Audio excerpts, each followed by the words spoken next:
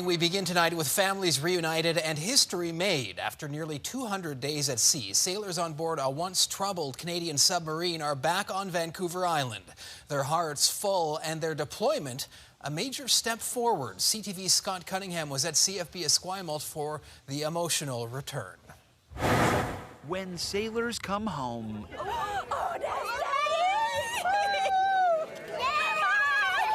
some things never change. Oh my God. This is your submarine suit? Yeah. Yeah. Just like Dad? Yeah. But as submarine HMCS Chicoutimi inches towards dock, new ground is broken. This is the longest and the furthest Victoria-class submarine deployment we've ever done. One of Canada's 4 Victoria-class hunter-killer submarines, Chicoutimi is now a record holder. Diving now, diving now. Range. Operations in the Asian Pacific kept a crew of 48 at sea for nearly 200 days.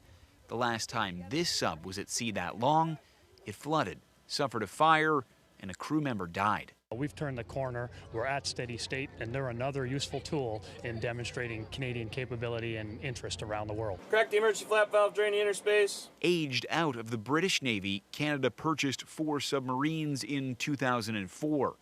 Today, 3 are operational, but aside from testing weapons systems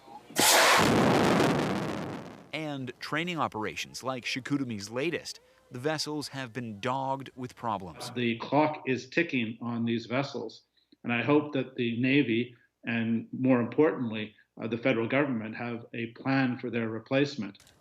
Chicoutimi's mission across the Pacific is being painted as a turning point. I think it proved that we could, we could sustain operations at sea. Let the girls in here. Sorry. But dockside, military politics mean little. Hi. Look at you. Because Daddy's home. I'm just overwhelmed to be home with these two, actually. It's been a long time, so. And for 48 families, that's all that matters. Scott Cunningham, CTV News, Esquimalt.